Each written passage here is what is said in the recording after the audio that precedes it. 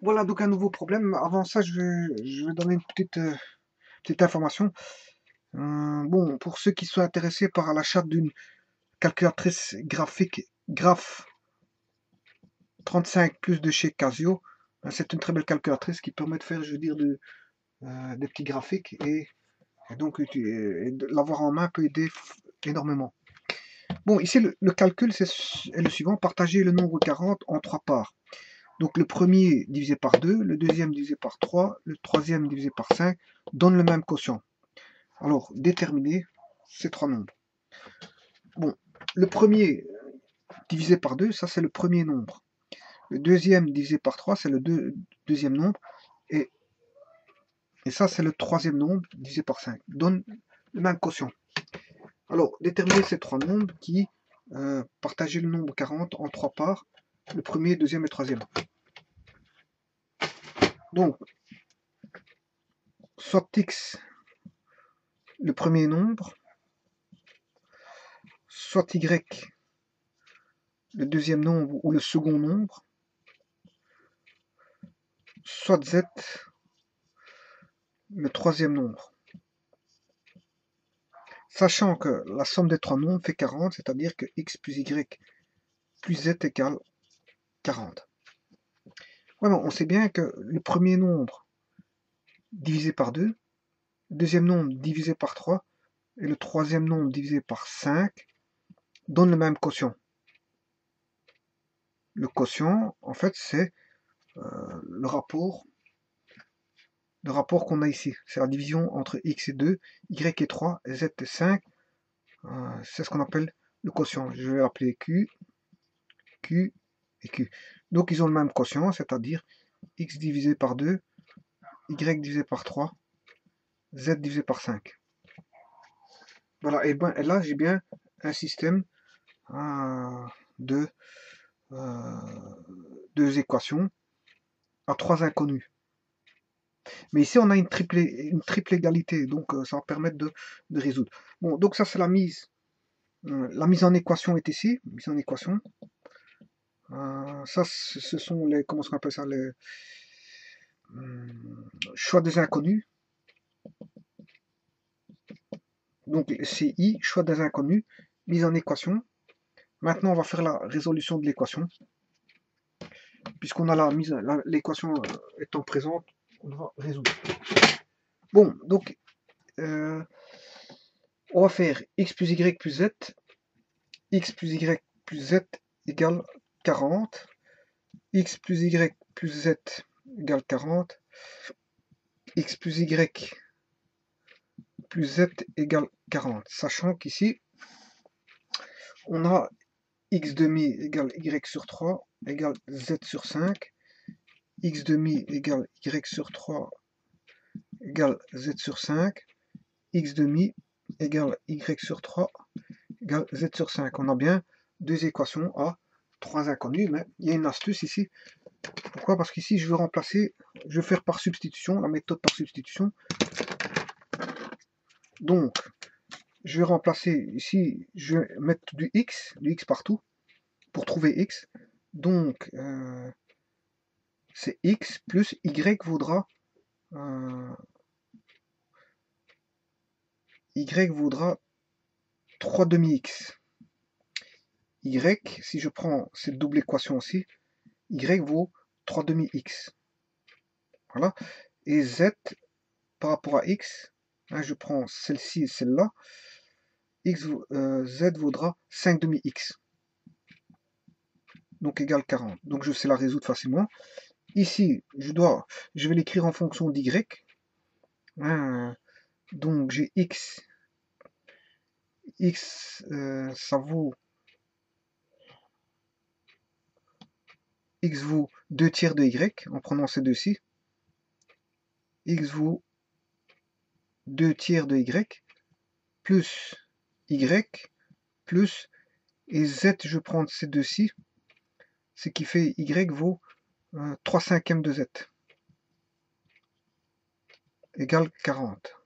Et en fonction de z, je vais prendre ces deux-ci, z égale 5 demi-x, enfin, x égale 2 cinquièmes de z, plus y, avec ces deux-ci, y vaut 3 cinquièmes de z, plus z égale 40.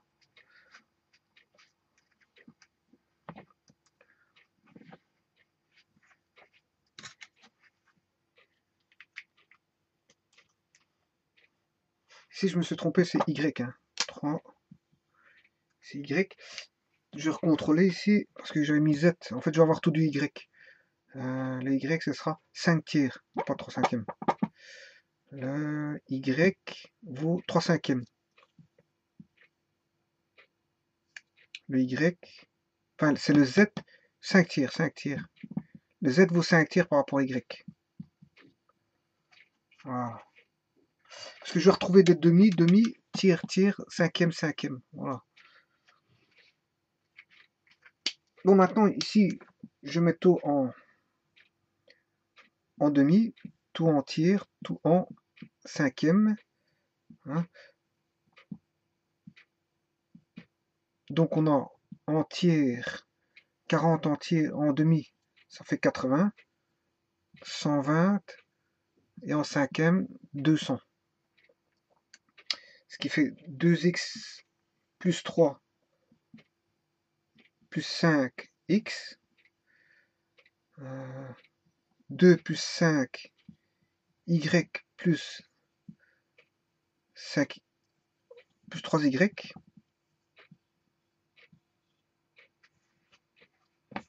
et en z ici ça fait 2 plus 3, 2 plus 3 z, plus, et z c'est 5z.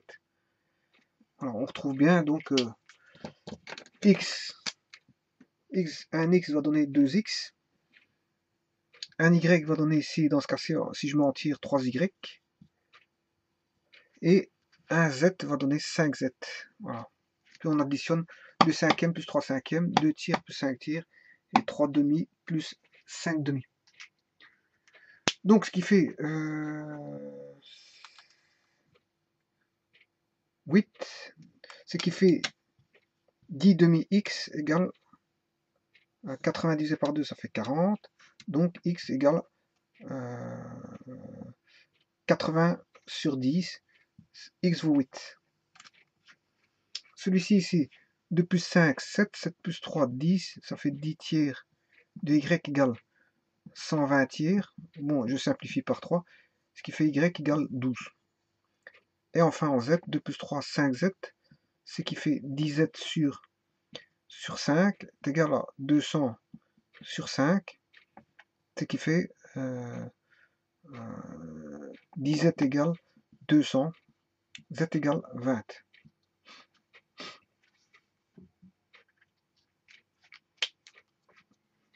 Voilà, donc ça c'est la résolution de l'équation.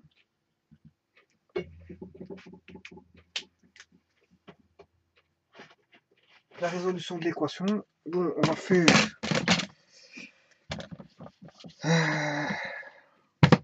la vérification.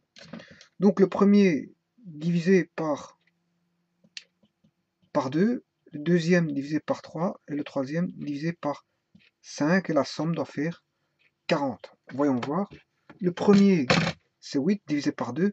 Le deuxième, 12 divisé par 3. Le troisième, 20 divisé par 5.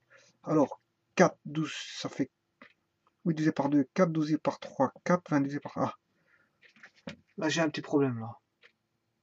Z, le nombre. Ah oui, il donne le même quotient, donc c'est juste. Hein, il donne le même quotient qui est 4. C'est juste. Et leur somme, 4 plus 4, 8. Et leur somme, donc ils donnent le même quotient. Le quotient c'est 4, donc c'est juste. Et si je fais leur somme, 8 plus 12 plus 20, ça fait bien 40. Donc voilà. Donc le premier nombre est 8, le second nombre est 12, le troisième nombre est 20. Et leur somme fait bien 40. Donc j'ai bien fait la vérification. Et voilà.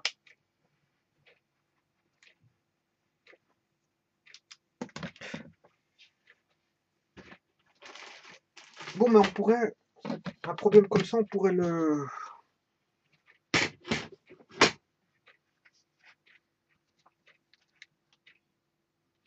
On pourrait, je veux dire, un petit peu, je veux dire, donner une forme qui... Voilà, une forme qui pourrait, je veux dire, revenir assez souvent. Un nombre divisé par 2, un nombre divisé par 3, un nombre divisé par 3, la somme fait 40. Hein, je veux dire, on pourrait trouver une solution toute faite à ça. Pourquoi? Parce que ici, qu'est-ce qu'on a fait? On a fait 3 plus 5. Donc on a fait celui-ci plus celui-là.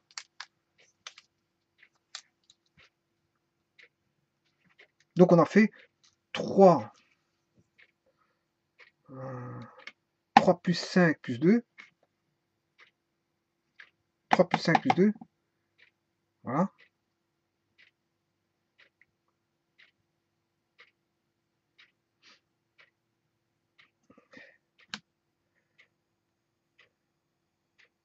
Ouais. On a fait 3 plus 5 plus 2 est égal à 40. Là, on a fait 3 plus 5 plus 2 est égal à... Voilà. Donc, on pourrait faire ceci. Donc, ici, je peux faire 3 plus 2 plus 3 plus 5. Bien sûr, ceci, ce sont les x égale 40. 40 fois 1 fois, on va dire, fois 40 tout court. Ici, ce sera 40 fois 3 et l'autre 40 fois 5. Donc, ce sera à chaque fois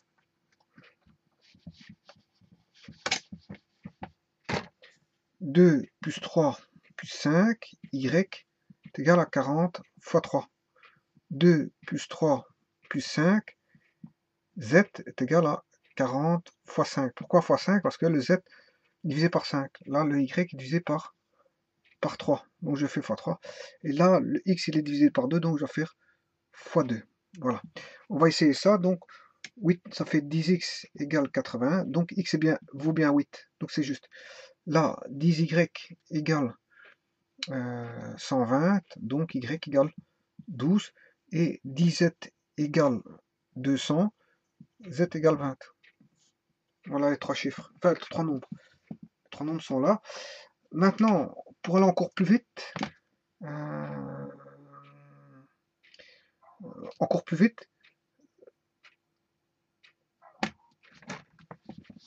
ce serait x égale 40 fois 2 divisé par 2 plus 3 plus 5. Le y, 40 fois 3 sur 2 plus 3 plus 5. Et z égale 40 fois 5 sur 2 plus 3 plus 5. Voilà. Donc autant dire que si je prends un autre nombre, je prends alpha. Alpha, la somme fait alpha, eh bien on aura, bien sûr, alpha,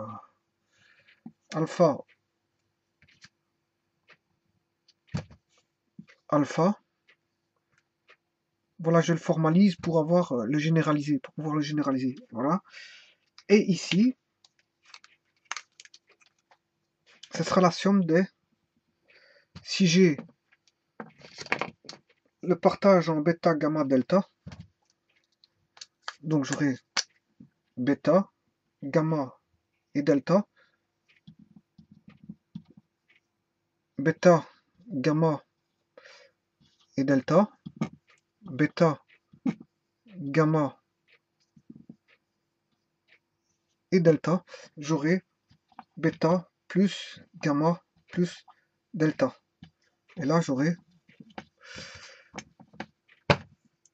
bêta plus gamma plus delta, bêta plus gamma plus delta. Et alors ici, on aura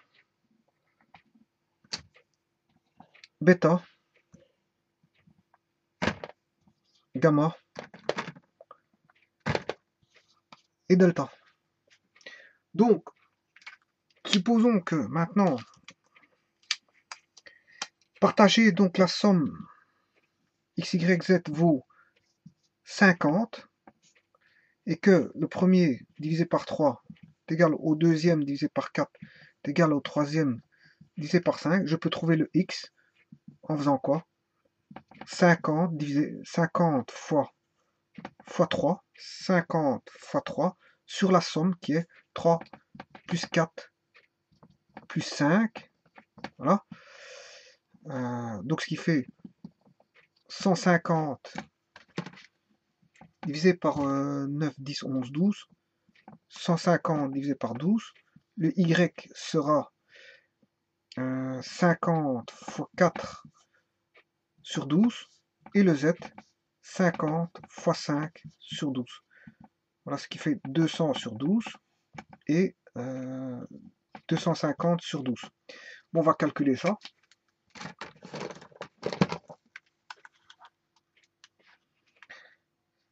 « 150 divisé par 12, 12,5. 200 divisé par 12, 16,67. Et 250 divisé par 12, 20,83. Bon, plus 16,67, plus 12,5. J'ai bien 50, hein, mais ici, bon, comme j'ai des virgules, bon, il y a une petite erreur de virgule, mais ça, c'est pas important. J'ai un 50,00333. Mais ça, j'aurais dû le laisser en rationnel, c'est-à-dire en fraction. J'aurais dû le laisser en fraction. Hein. Calculer 150 douzième plus 200 douzième plus 250 douzième, ce qui fait 100, 200, ça fait 500, 600, 600 sur 12, ça fait bien 50. Voilà, donc si je laisse en fraction, j'ai une bonne réponse avec des entiers. Mais sinon, si je le calcule en fraction, fatalement, je vais avoir les erreurs dues aux virgules, hein, c'est-à-dire au décimal. Il faudra que je coupe le nombre, donc j'aurai un nombre décimal. Donc, qui dit nombre décimal dit fatalement, s'il est coupé, une erreur. Donc, en fait, il vaut mieux l'éviter de le couper. Bon, maintenant, le x vaudrait quoi dans ce cas-ci? Est-ce que ça faut 12,5 fait bien 12,5, ce serait bien le... donc, ces trois nombres, voilà, 150 sur 12, oui, juste. 12,5. Donc, la somme fait bien 50, voilà. La somme fait bien 50. Le premier, ce serait 12,5 sur 3. Donc, 150. 12,5, c'est 150. 150. Allez, on va mettre 12,5 divisé par 3. 4,16. 16,116 divisé par 4. Voilà, ça fait 4. Et 20,83 divisé par 5. Voilà, donc en fait, c'est bien juste. Donc, si je prends 150 douzième, qui est 12,5, 150 douzième divisé par 3,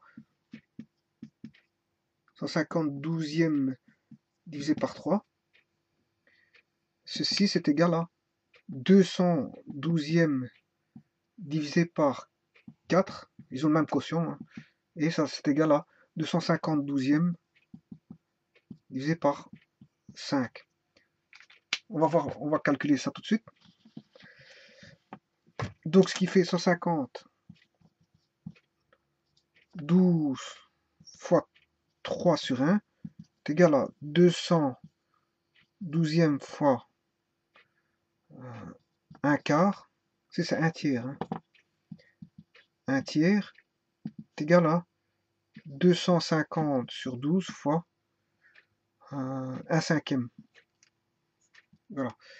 Donc, 150 sur 36 est égal à 200 sur 48 est égal à 250 sur 60. Hein. Bon, je vais faire une division par 2 ici, ça fait celui-là, c'est 75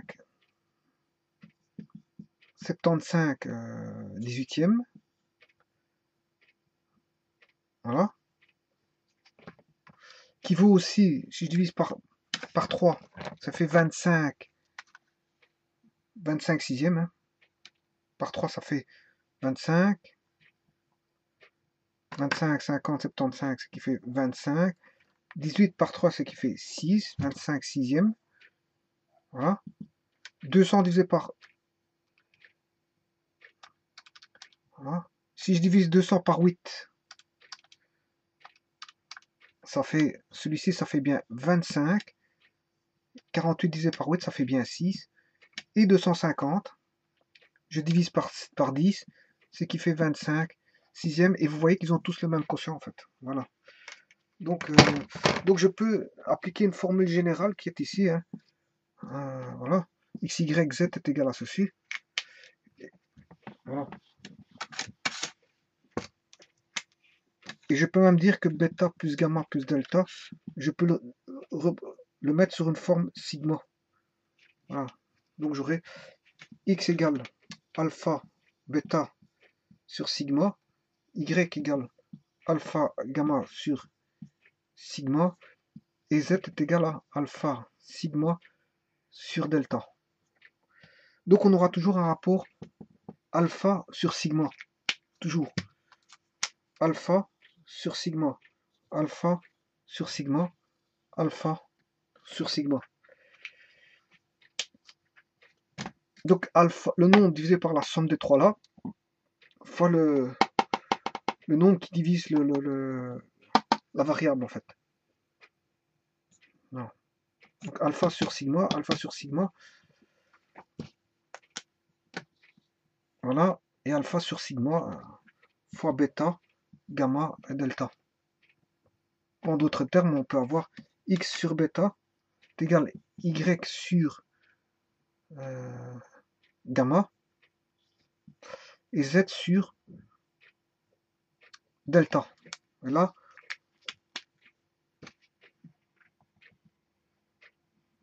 on a ceci. Voilà. Et ça veut dire quoi? Que x sur bêta est égal x sur bêta doit être égal à y sur gamma égale z sur delta. Et ça doit être égal à toujours à alpha sur sigma. Alpha sur sigma.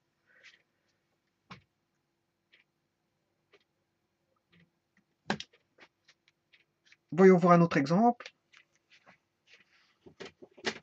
À toute vitesse. La somme doit valoir 60. X plus Y plus Z doit valoir 60. Et alors, il y en a un, je divise par 3.